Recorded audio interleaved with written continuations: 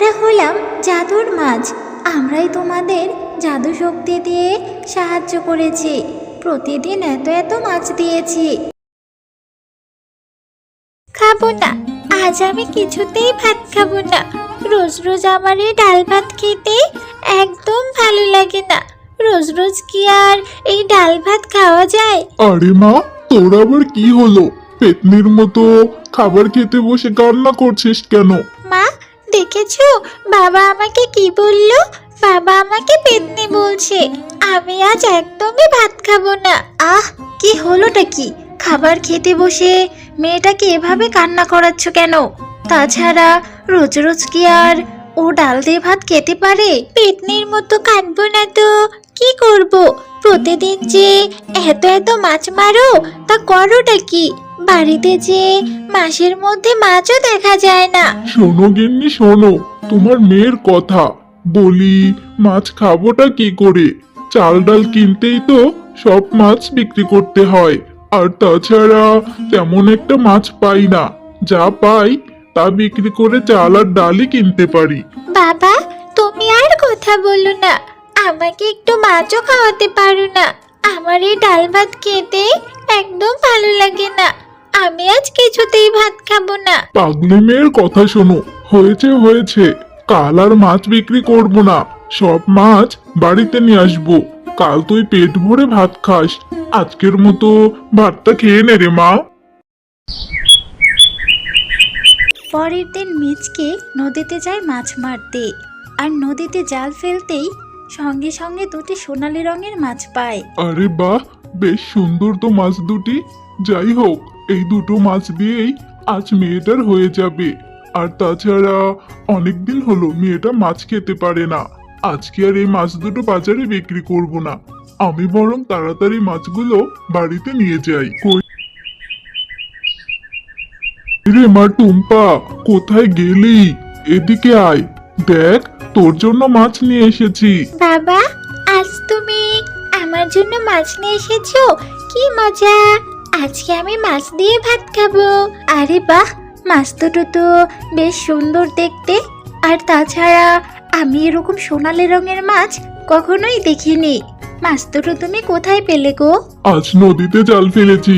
জাল ফেলার সঙ্গে সঙ্গেই এই সোনালী রঙের দুটো মাছ উঠেছে। যাও, এই মাছ দুটো সুন্দর করে ভেজে দাও, আমার মেয়ে এখন মাছ খাবে। না বাবা, এই মাছ দুটো আমি খাবো না। এই মাছ দুটো আমি আমাদের লাউ পুকুরে চাষ করব। শোনো শেফা শোনো, আমার মেয়ের কথা শোনো। আমাদের কি পুকুর আছে যে পুকুরে মাছ চাষ করবি? বাবা, আমাদের পুকুর নেই তো কি হয়েছে?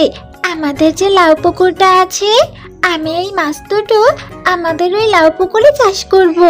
দেখবি এই মাছ দুটো থেকে অনেক মাছ হবে। আরে, আমার মেয়ের বুদ্ধি আছে বলতে হয়। আমরা যদি এই মাছ দুটো আমাদের লাউ পুকুরে চাষ করি তাহলে তো ভালোই হবে। এরপর টুম্পা লাউ পুকুরে মাছ দুটি ছেড়ে দেয়।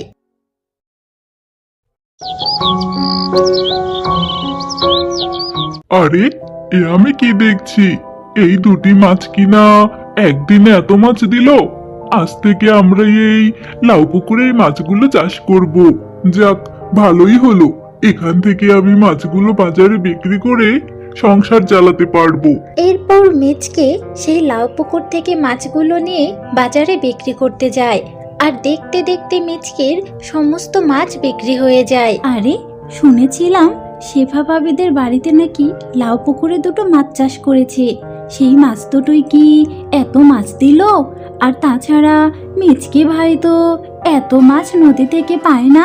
ওগো, তোমাকে আজ এত খুশি খুশি মনে হচ্ছে? আরে শেফা, খুশি হব না তো কি করব বলো? জীবনেই প্রথম এত টাকার মাছ বিক্রি করলাম। আমাকে আগে ভাত খেতে দাও তো। তা শেফা, আজ বাড়িতে এত ভালো ভালো খাবার রান্না করেছো। মাছ পেয়ে দেখছি খুশিতে আত্মহারা হয়ে গেছো। বাবা, কি যে বলো না! মাছের পুকুর যদি বাড়িতে থাকে তাহলে খাবারের সময় তো মাছের হাট বসবেই। আর তাছাড়া আমাদের লাউ পুকুরে অনেক অনেক মাছ হচ্ছে। এভাবেই প্রতিদিন জাদুর মাছ দুটো প্রতিনিয়ত মাছ দিতে থাকতো। আরে শেফা ভাবি, দেখলাম মিচকে ভাই তো বাজারে অনেক অনেক মাছ বিক্রি করছে। আর কিছুদিন পরে তো তোমাদের অবস্থা ফিরে যাবে। তা শেফা ভাবি, তোমাকে একটা কথা বলবো, আমাকে কিন্তু না করতে পারবে না।